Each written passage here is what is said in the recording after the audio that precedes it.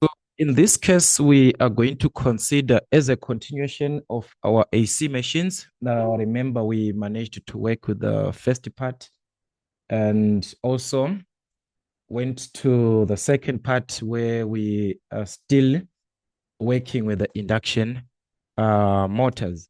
But in this case, we want to consider the construction under these three-phase induction motors. What is the construction and also the interpretation that we are going to have of a circle diagram. So this is something that we are supposed to be very careful with the presentation. It is only that we are used to vector diagrams, not your phasor diagrams. You're so much used to these phasor diagrams or the vector diagrams where the presentation is just direct. The way that it makes it to be direct, it is because we have been working with these since. Check your industrial electronics, you're working with those phasor diagrams. Electrotechnics N4, you have been working with phasor diagrams. But the circle diagram, it is something now that you have to consider in N6, which is something that makes it to be something like it is difficult to master or something. But there's nothing, guys. Just like phasor diagrams, everything is direct. All you just need is to follow the steps or the procedures that you are going to need on the construction. So what exactly are we dealing with on a circle diagram? It is a representation, or actually a graphical representation of the performance of an induction motor. So whenever we have got a circle diagram, we are talking about a graphical representation, this one. So that's a graphical representation. So we have got a graphical representation of the performance So we are going to be actually considering the performance of an induction motor, of the performance of an induction motor. So when you consider a circle diagram, it actually gives us the useful information which is considered on our induction motor. But as we consider these or the performance on its own, the induction motor can operate under or these major properties or conditions. There are actually various conditions which an induction motor can be considered to be operating at. So the major conditions that we are going to consider in our syllabus is when it is operating at full load. We can have our induction motor operating at a maximum output. All right. So we've got a maximum output, or we can have this one at maximum torque.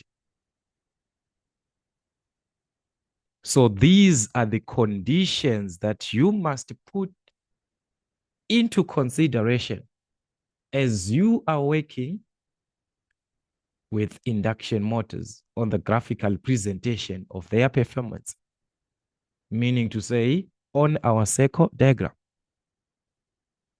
So these are the conditions, the major conditions that you're supposed to work out. These you are given, pick out that condition that you're given, work with that condition. So we're going to further see how do these conditions affect our circle diagram at the end.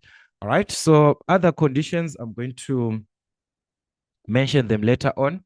Let's consider the circle diagram on its own, this part of the construction.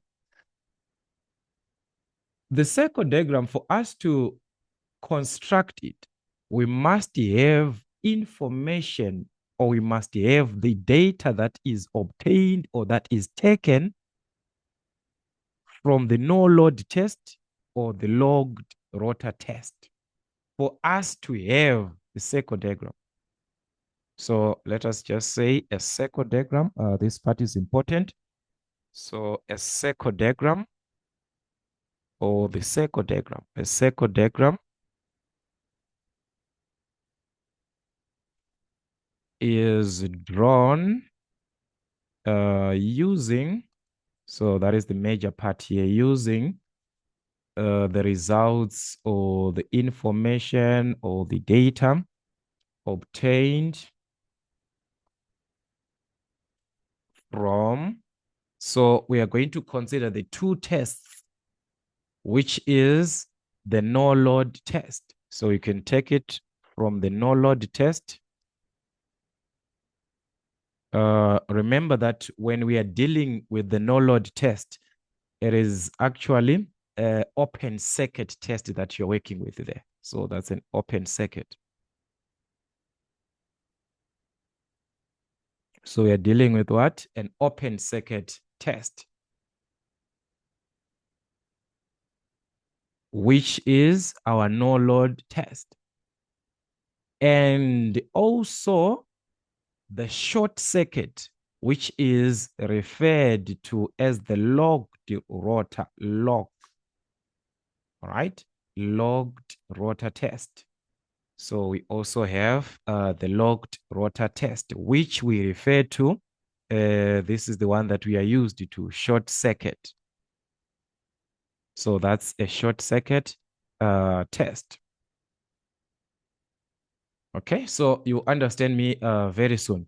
So these are the results that we must consider from what? The no load test or the logged rotor test, which is our short circuit test, conducted what? On an induction motor. Remember, everything is being taken from what? From the induction motor. So that is conducted. All right, let's just say conducted on the induction motor.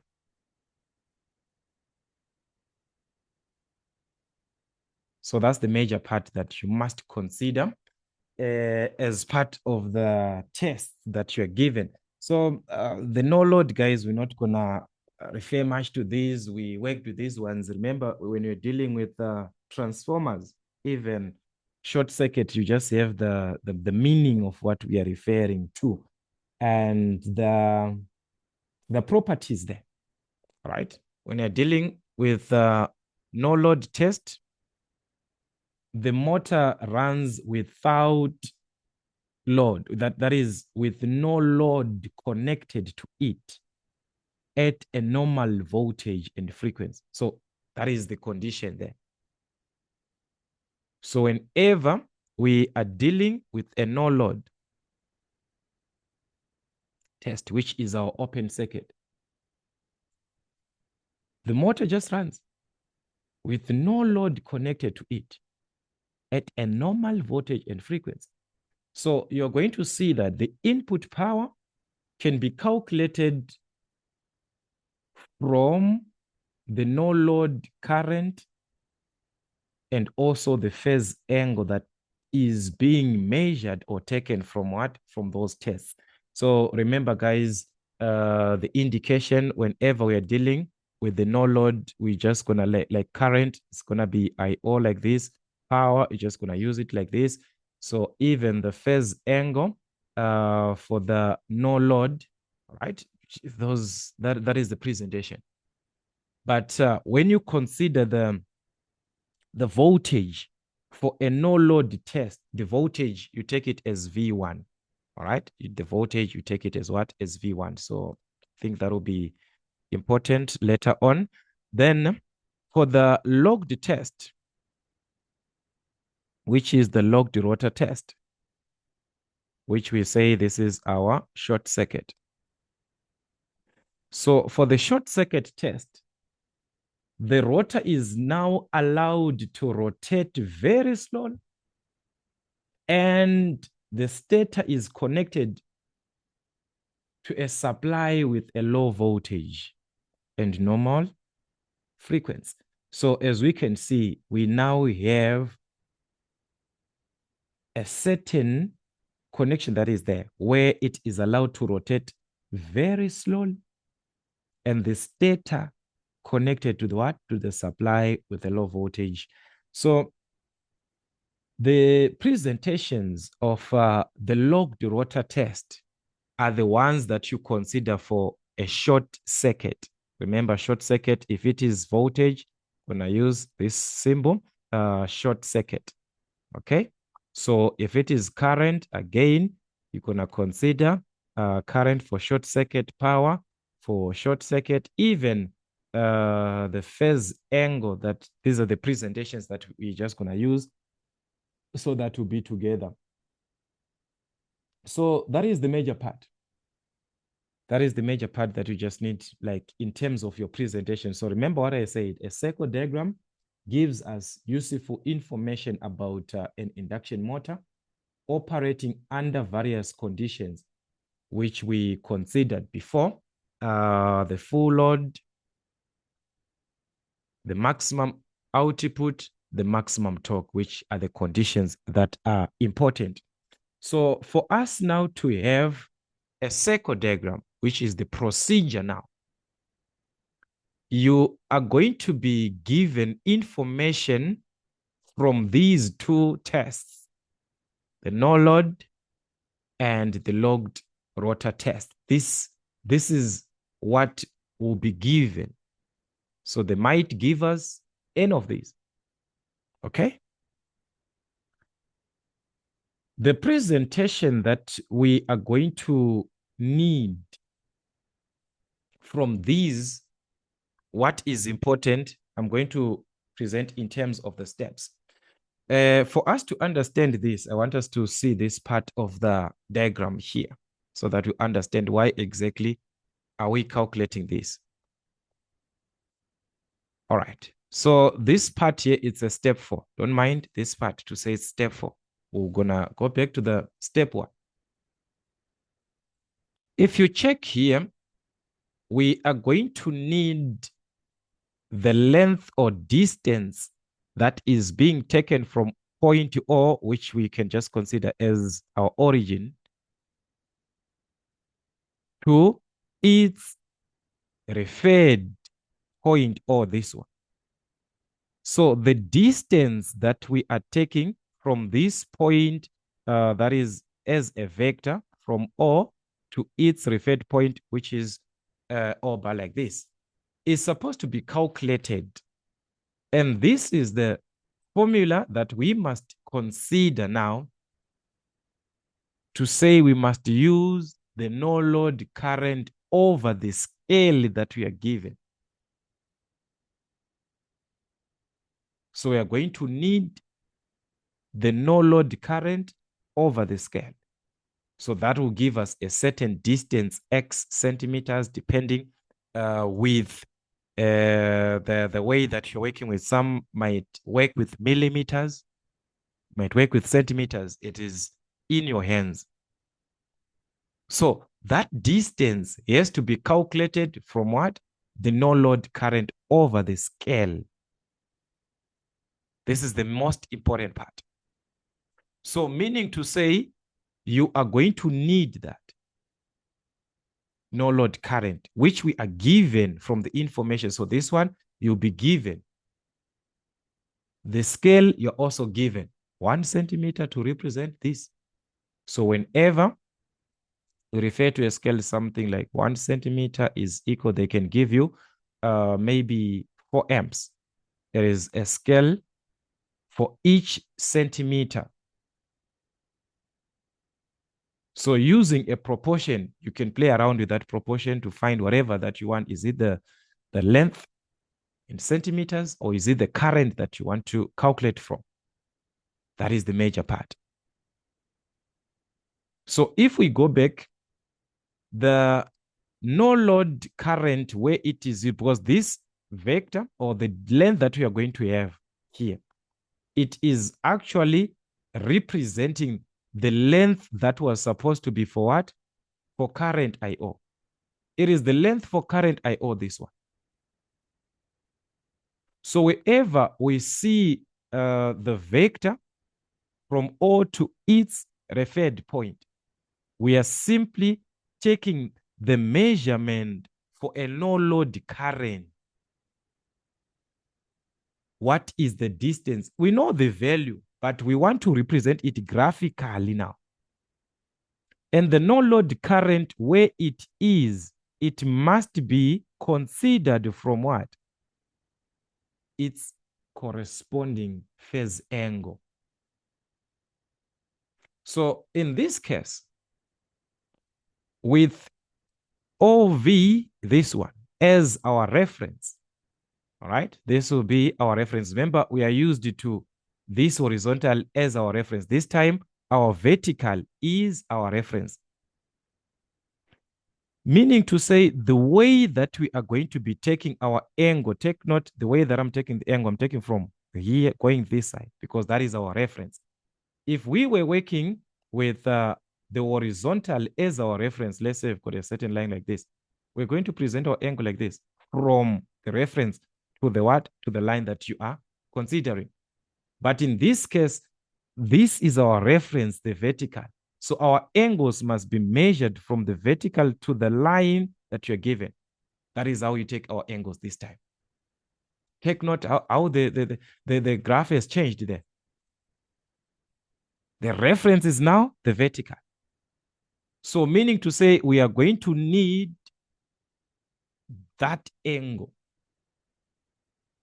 under a no load condition. So how do we have this angle now? It might, this one, it depends from the information. Remember, the information, we might be given these three without the part of the power factor. Without that part. Meaning to say you must work out the phase angle from the power. But if we are given this part of our power factor, guys, let's say we are given, we know that the power factor is given, let's say this is 0,2. We can simply find what the phase angle, remember that is arc cos of what? Of 0,2. The phase angle can be calculated from there. It is direct when it is like that. But let's say we are not given this. They might give us the power. So we can calculate the phase angle from the power. Calculating the phase angle from what? From power. How can we calculate this from power? Remember, this is a three-phase that we are dealing with. So power under a three-phase will be the square root of 3 times the voltage, which is the line voltage, times the line current, times what? The power factor.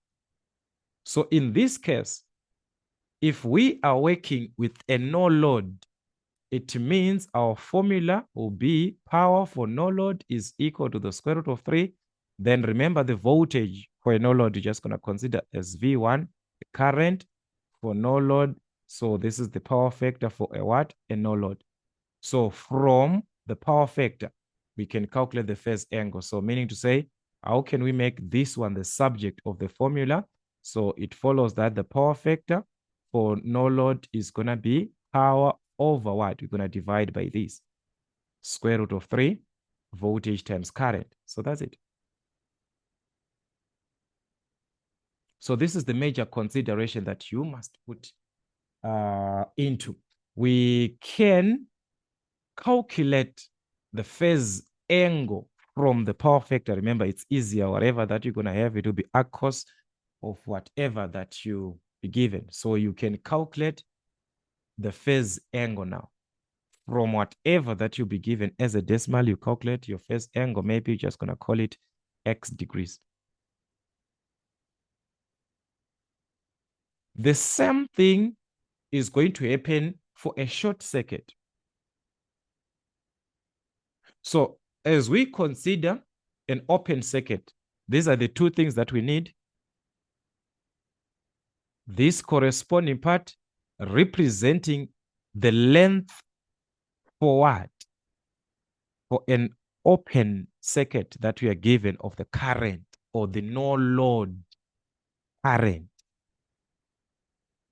We are just taking a measurement. We ignore the value, but we want the measurement in terms of centimeters or millimeters.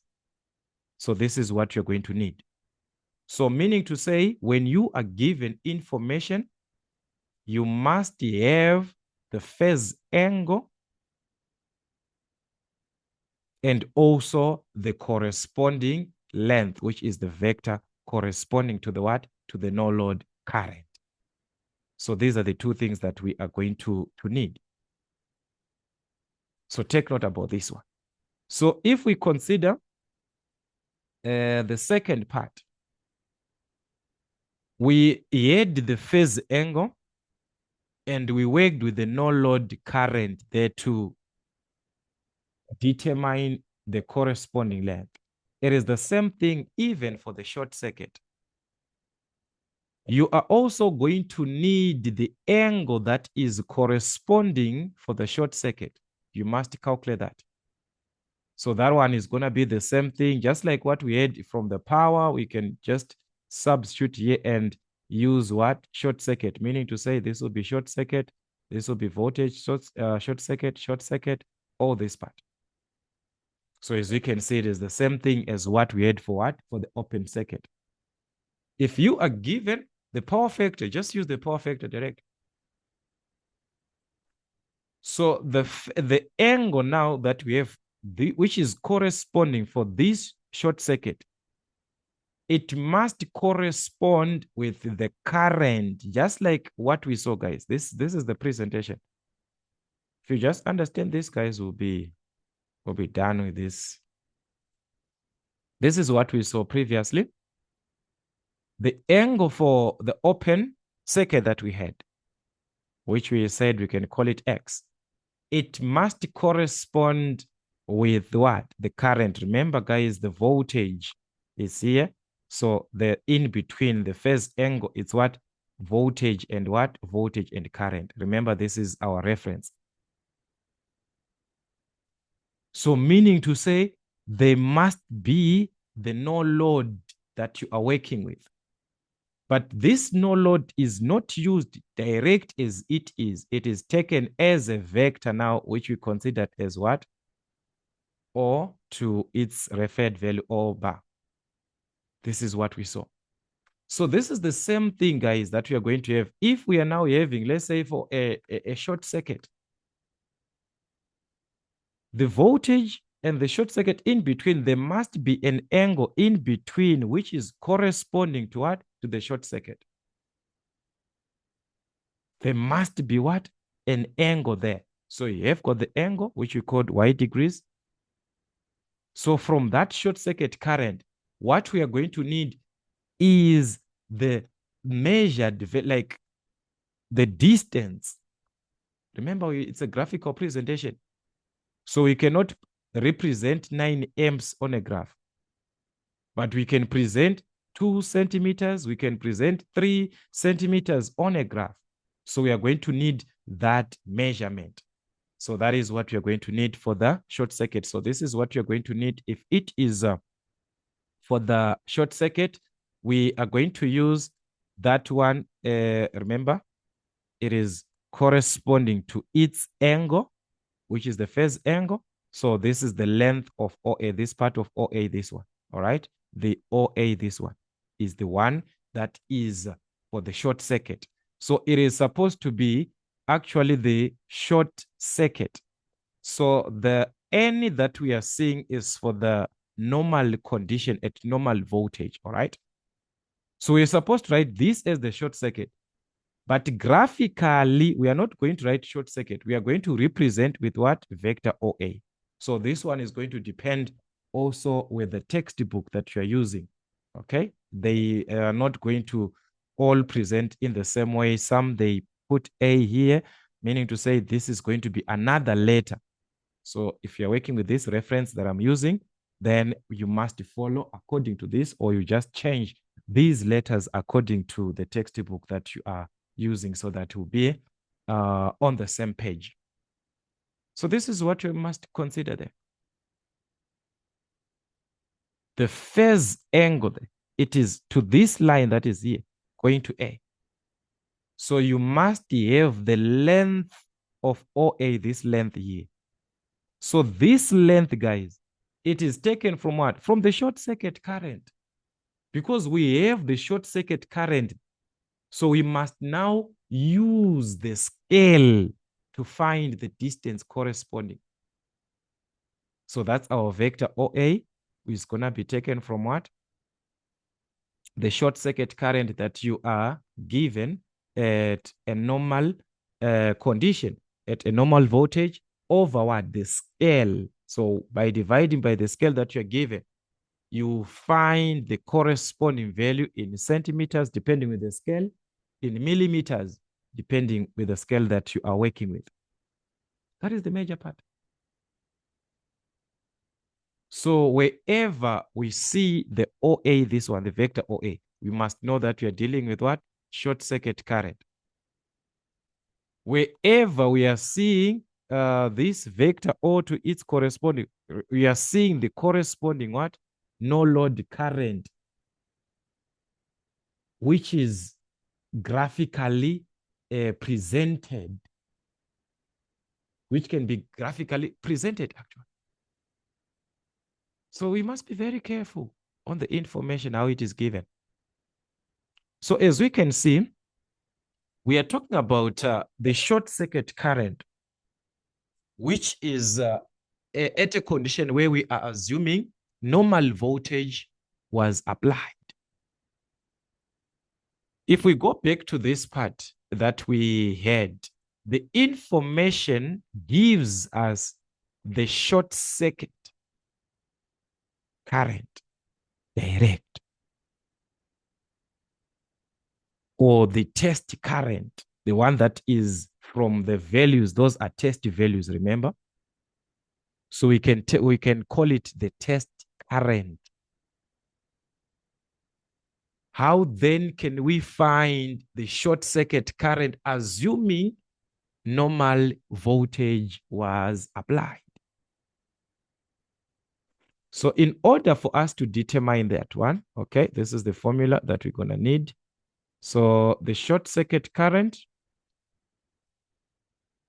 assuming normal voltage was applied, will be equivalent to the short circuit current that you are given from the test, which is the test current times the rated voltage over the short circuit voltage, which is your test voltage.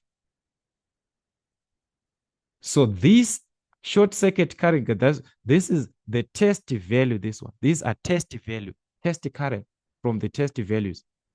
The same with this one. This is the test value, test voltage. Then we have got what? The rated voltage from the information that you are given of that induction motor, from the properties of the induction motor. This one, the rated, from the properties of the induction motor, which actually goes hand in hand with an open circuit value, because at open circuit, we are just like as it was originally the voltage. There's no effect there. So meaning to say, you must consider from that information, if you are not given the information of the induction motor, you can take it from what? We can take it from V1. So these are the conditions that you're going to need. So this value that we calculated here is the one that we are referring to at this point here. So you must have that value. Then the corresponding vector, which is what? Which is vector OA. So I think that is the most important part to be taken first by just looking into the information that you're given. These two must be calculated. Now, graphical presentation it is just a matter. I'm going to show you guys this part of representing your angles, and you just need to measure. As you can see, this is the length that you need the ruler. You measure that length, you mark your point, which is what? Which is point O, which is point A from the origin, which is our point O. That is the distance that you have calculated. Remember, when you calculated this, let's just call it Y centimeters, depending with the scale that you are given. You mark your point O. So those are the steps that you're going to need. So actually, we can just say the calculation of the phase angles. Step one, these phase angles. Remember, we calculated the phase angle for what? An open circuit. So you can just call that one step one. Then this one becomes your step two. All right. Then step three, preparation of the graph. So the preparation of the graph, guys, is just to show us that this is the origin. This is the point V, which is our reference, like I said. Then the step four is now the calculation of these. So instead of you considering a drawing of these vectors, we must have their calculations first. So that is the part where I was combining them here, these calculations of these corresponding vectors. Then we can represent them graphically after the calculations. So we need the angle, the corresponding length for what? The no load current. We need the angle for the short circuit and the corresponding length for that short circuit, which is what? Which is vector OA. Just like that. Then after that, you must draw the semicircle. How can we draw this semicircle? From the information or from this diagram that we are having, remember this O bar to OA to this point A is our output line. So in order for us to have the semicircle drawn, we must find the point C. The point C is the point that is supposed to lie on this referred line, this line from O bar, this one. It is supposed to lie on this line. But how is it going to happen? We are going to take it as a perpendicular bisector of O bar A like this vector. The perpendicular bisector. Perpendicular bisector meaning to say it is taken from half of the line, halfway, half in between. We must have the midpoint. From the output line, what you're going to do is to find the midpoint, the mid value from there. Then you measure 90 degrees on that point. All right. So I'm going to show you guys how do you measure your angle. So maybe your 90 degrees is here. You join that to indicate the line is what is 90 degrees. At that point of the midpoint here. So this one is actually the midpoint. The midpoint of what? Of this. In between. It is halfway. So the line that we have drawn is at 90 degrees. Remember, we said this is midpoint. So meaning to say from that point referred value to this midpoint, it is like equal distance to the other section. Where this line meets this referred line, this one on top, this one, where these two meet, that is where we have the point C. So at this point, we are going to what? To mark it C.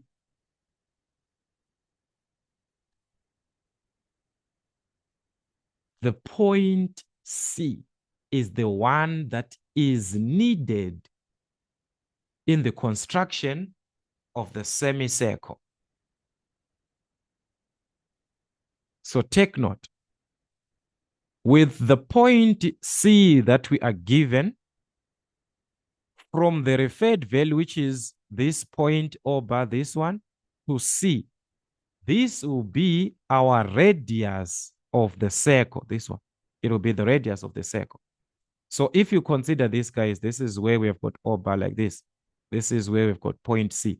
And we are saying this is the radius of the circle. So how then can we construct a circle from there? Let's not talk about the semicircle. Just a circle. C is the center. This one. C is the center. So what you're going to do is to take your compass, all right? You mark it at the needle point must be at what? At point C. Then you measure, or you just take it, you open it to the what? To the point O, which is the referred value. From there, we can even draw a circle with our radius as what? As C. But in this case, we do not want to draw a circle. We want a semicircle. So the semicircle, you're going to see that because you have got your needle point here at point C. This is where you've got your needle point. Then your pencil is at this point. You can draw a semicircle going to the point A like this. So that's the semicircle. It was supposed to be a complete circle like this. But as we need what? The semicircle. So it is something like this. All right. I'm going to show you very soon these instruments. So it's going to be like this. A semicircle. So that is the major part there. Remember, we have marked off these angles, whatever that we have. So to construct that, you must have the needle point of your compass at this point of what? Of C. From the measurement that you are given. You must be able to measure properly the 90 degrees. Everything is going to be perfect. So let's just hope this one is going to be direct. I just hope. All right, let me do something like this so that we can understand what is happening here. If we are to consider, let's say we've got this part, but in the next class that we are going to have, we are going to have actually a construction to be done. So let's say we have got this, all right? You open the distance from the point, you must have the needle point at point C like this. This is the needle point here, the needle point, all right? So you must have the needle point at C, all right? Then this part where we've got the pencil, it must be at what? At this point, the referred value, which is what? Our over this one. From that, as long you have opened this distance, because this distance, it is measuring or it is showing us the radius, the distance that we opened. So with this, we can just construct like this, all right? We can have our construction done like this, all right? So let's just say it was here. So this is what you're going to have from this point. All right. So let's say we have got this, something like this. This is how you can construct your semicircle.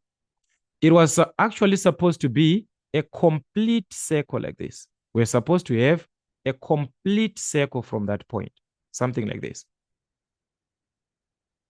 So make sure that the needle point is at what? Is at point C. C is the center, this one.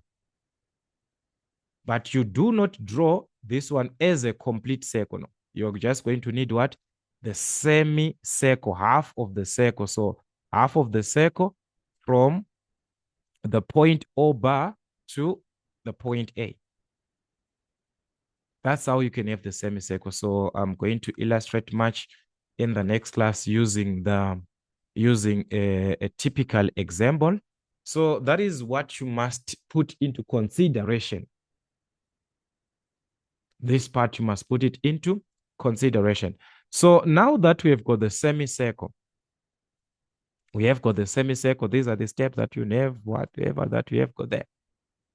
You are going to need to locate the point E. The point E is very, very important. How are we going to locate it? It is also from the given information. It's a conditional question, this one again, just like the conditions of the output or torque that you're given. At point A, we are going to draw a vertical line which is perpendicular, like this. All right? So this point E is supposed to be in between. We are supposed to have it from here to this point here. That is where we are supposed to have the point E. So let us just say along this line, we have got the point F. All right? Along that line, we have got the point F, and we have got this one as point G, this one as what? As G. So E is supposed to be in between A and F here. That is where our E is supposed to be, in between anyway, that at any point. But there are conditions now that can affect that point E. The first condition is when we are given the stator copper losses equal to the rotor copper loss. When the stator copper loss and the rotor copper loss are equal, then E is midway. It is found in between A and F. You will find it in between A and F. E becomes the midpoint of AF. This one is a condition, guys. It's a condition that you're given where they are saying the stator copper loss is equal to the rotor copper loss. So actually, why are we talking about this to say it is going to be in between? This line that we are seeing here, the point E, it's a very important point because it separates rotor copper loss and the stator copper loss. This is what I'm trying to say. We have got this part here. This is our A and this is our F. In between A and F, at any point between A and F, E can be located at any point, but that one is a special case that E is exactly midway when the stator copper loss are equal to the rotor copper loss.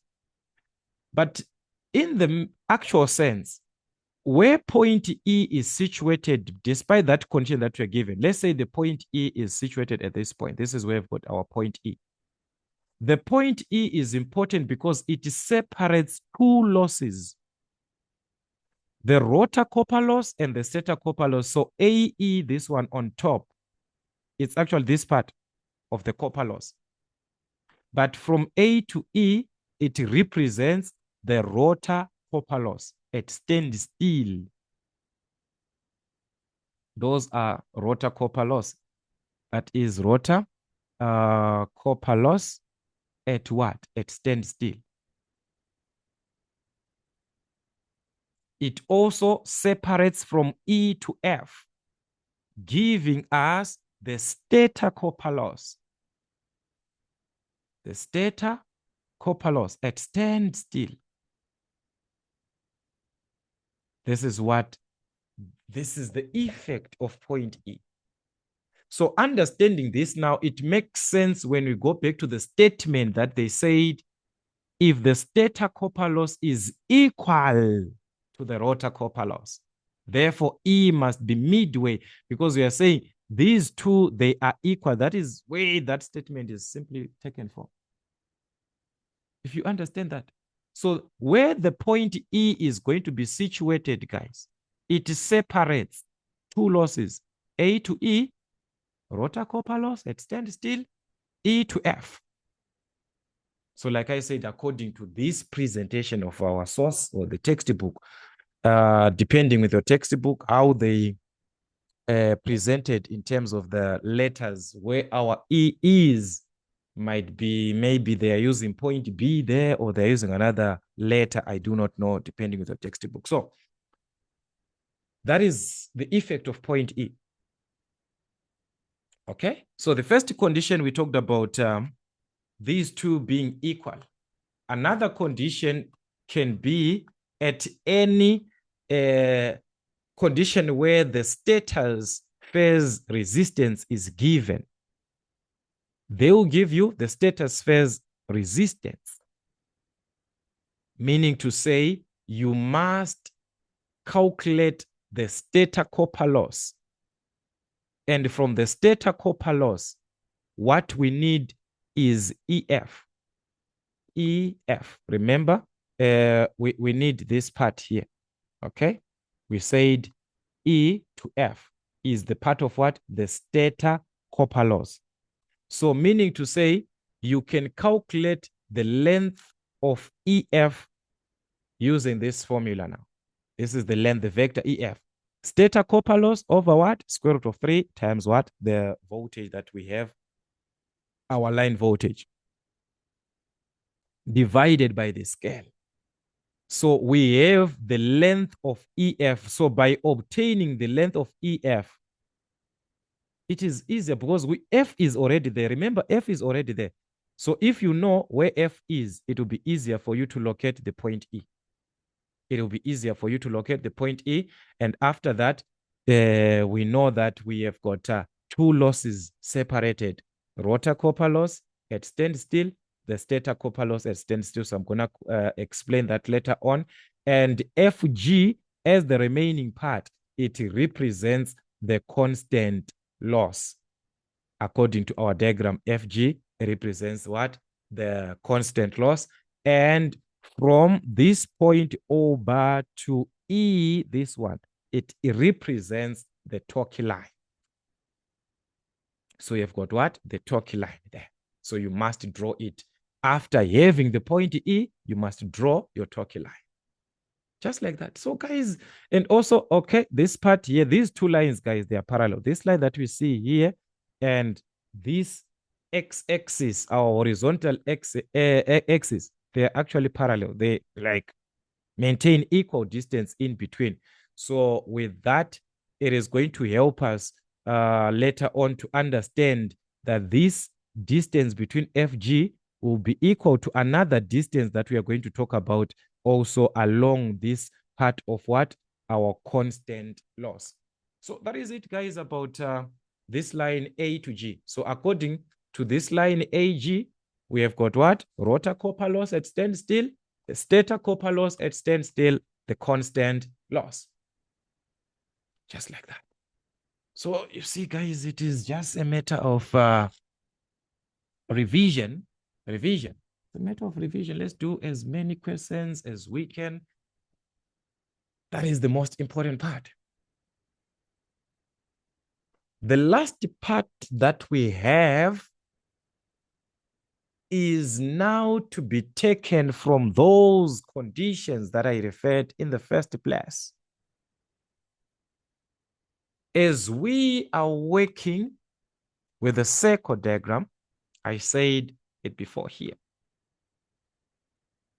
The circle diagram is to be drawn, which is very true, under conditions of being full load, maximum output, maximum torque. So these three conditions, I'm going to refer them as we are dealing with examples. How are we going to end up with the line LK?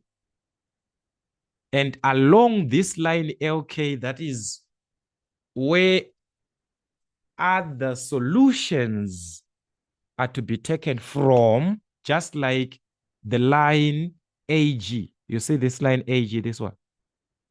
It had these losses. We are going to see those losses used in calculations.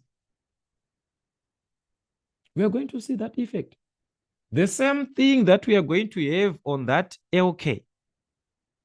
So for this condition, for a maximum output, they gave us, okay, how are we going to have it? So like I said, this part for us to understand it, it must be from an example. But I'm going to explain that after you have it now.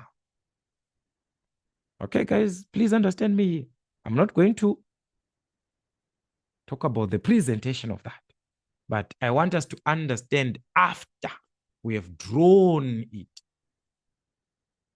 What is it that we are having? All right, so this is how it is going to look like. I'm just going to explain using this one because the naming is going to be the same. Let us name the same way, guys. Let us name the same way where my point A is, my point E, my point F, my point G, so that it is not going to give us an effect later on. So this is about L to K. I want us to talk about this line, just like what we had A to G, where we talked about the part of AE, the part of EF, the part of FG. On this line LK, we can see that from J to K, this one, it is the same as FG, this one.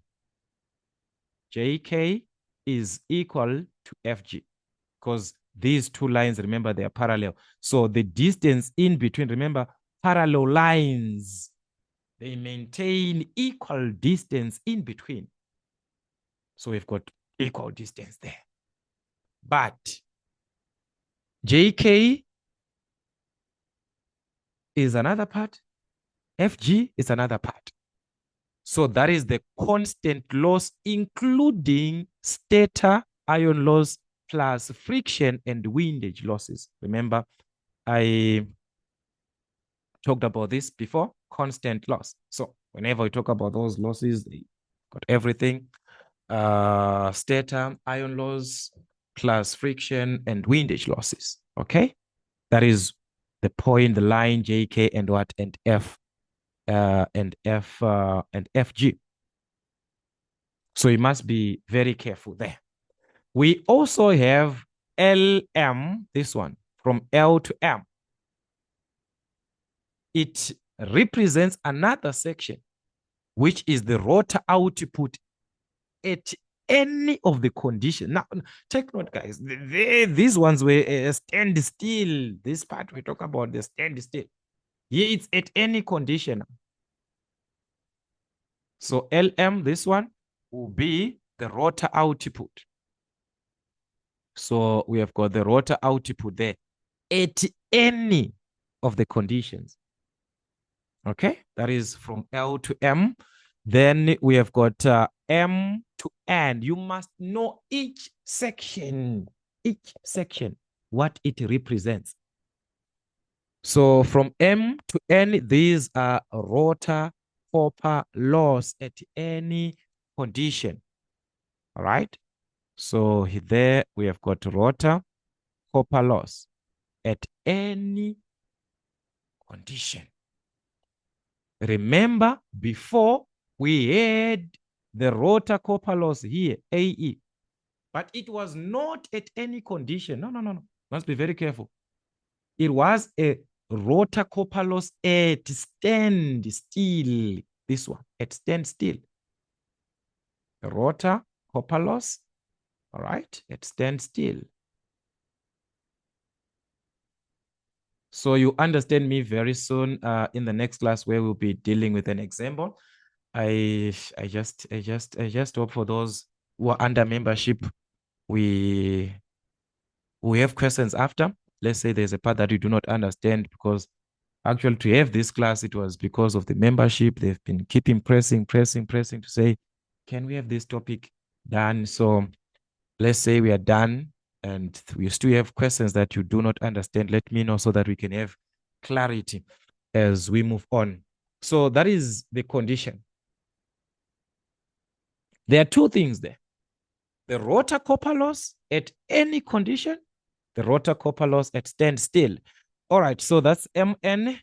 And we also have the part that is important of any J or JN, this one, JN. So the part of J to N or N to J, this one, it will represent the stator copper loss at any condition. So it is stator copper loss at any condition, this one, at any condition. Remember E to F, it was stator copper loss at stand still, this one. It was at stand still. We are done. So these are the major things that you need. So as we can see, if we understand, let me present maybe for those who, they're like those ones who want to find out, how can I memorize these ones? Okay, this is the easier part for you to memorize. JK and FG, remember they are equal, these two. JK and FG, they are equal. So let me put it this way. You understand this diagram. We are done, guys. We are done. This is the diagram. We just need construction. So this is it. JK, it is like this. This one. This one. And FG. These two, they are exactly the same. So that is your reference now. Not to say the reference vector. Don't confuse yourself there, guys. Reference vector is a reference vector here. We had our reference vector, O to V. I'm just saying like a reference where you are starting from. So you start from OV, okay? You start from this one, N, this one, from J to K, this one, JK, FG. This is your starting point in terms of what you're dealing with. And this part represents what? Constant losses. So as long as you talk about the constant loss, this is where you're gonna be at. Constant loss. You know that that section is the same. Okay? But as you move on top, this part which is now in blue, this one, on your right side along AG, it is at standstill. So at standstill, we are going to have stator copper loss. Whereas this side, your left side, the motor, it is now operating. So we have got the stator copper loss at a certain condition, at a given condition now, which is JN or NJ, this one. So they go end to end. Stator copper loss at standstill, here, stator copper loss at any operating condition. We move on the other side. The last section is for what? For the stator, where it is for the standstill. Yet here we are not at the last section. No. We are talking about from N to M. Remember, the motor is under a certain condition, which we refer as a normal condition of that motor. So there must be an output of the rotor. There must be an output there. So the remaining section now is that output, which is our LM. That is the output now of the rotor. That is the output now, which is our LM, the output at any conditions. So someone can ask now to say, okay, you are telling us about the output. What about its input? Where is the input of what? Of the rotor. So the input is the sum. Remember, you're dealing with a motor here. So let's go back to the losses. The input, we need the input to the rotor. There are two things here about the input. All right, let me put it this way about the input. You understand me very soon? There is the input. Remember when you talked about the losses, there's a class that I discussed with you guys mentioning the losses, this and that. So the input can be to the rotor, which is the rotor input, or we can have the total input to the motor now. So be very careful. The rotor output plus the rotor copper loss gives us the rotor input. Okay, remember rotor copper loss, it's MN. So meaning to say LM.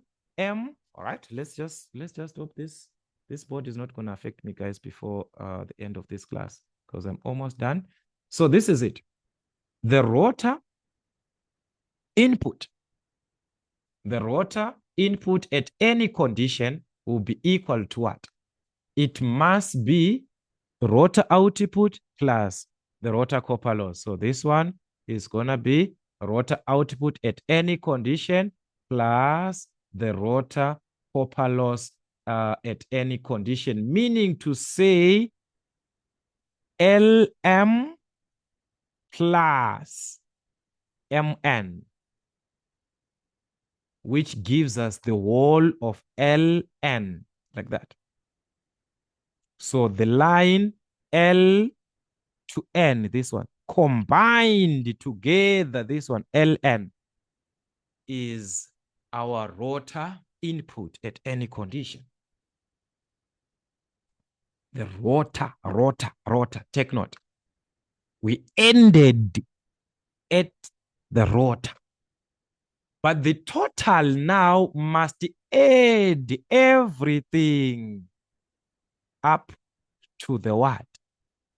To the constant, everything, all losses must be added. So from L to M, from M to N, from N to J, from J to K, which is the line LK, represents the total input of the motor. So that is about our input. So let us have the last part, which is L, we said LK. LK. So like I say, this line LK is very, very important. Very, very important. That's our total input to the motor. Total input to the motor at any condition. At any condition that we are given. So that is it. That is it. I just hope with this we can work out as many questions. What else do we need here? We talked about so also here from A to F, that will be total copper loss, as we can see, rotor copper loss, stator copper loss. So those are the total copper loss at what? At standstill, AF, the line AF. Maybe you just need something about that. Total copper loss at standstill. So this is the major part of your diagram. Understand each section. As you can see, it's easier, guys. It's easier, this one. Constant loss, stator copper loss, but another one for standstill, another one normal or given condition. Rotor copper loss at standstill, rotor copper loss at any given condition. Then the output of the rotor, because the motor is operating. There it is a standstill, so there is no output there. We do not have anything there about output there. So with this information, I want you to put it into consideration. Then we are going to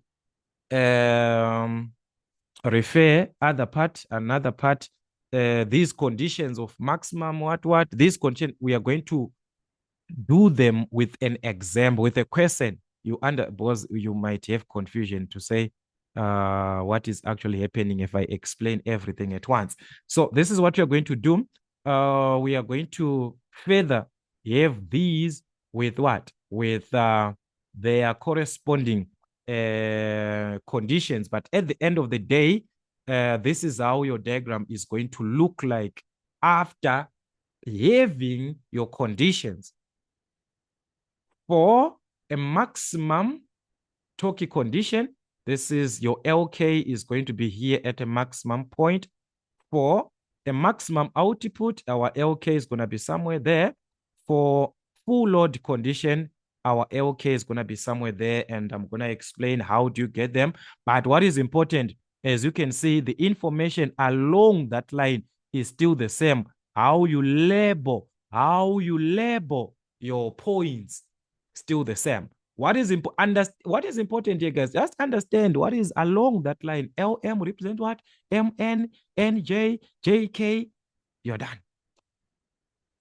So this is it in short here. If you do not understand, you can take this table, what everything represents, that what I was saying in words, then you can put this one into consideration. So those are the line segments that we had before.